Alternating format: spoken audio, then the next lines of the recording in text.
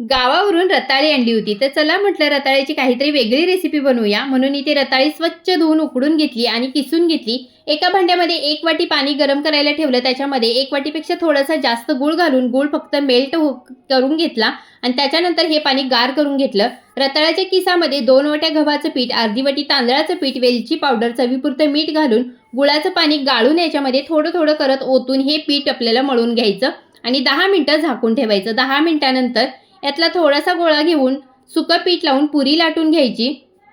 एका वाटीच्या साहाय्याने ही पुरी कट करून याला गोल आकार द्यायचे आणि या सगळ्या पुऱ्या तयार झाल्यानंतर मीडियम गरम तेलामध्ये या पुऱ्या आपल्याला तळून घ्यायच्या.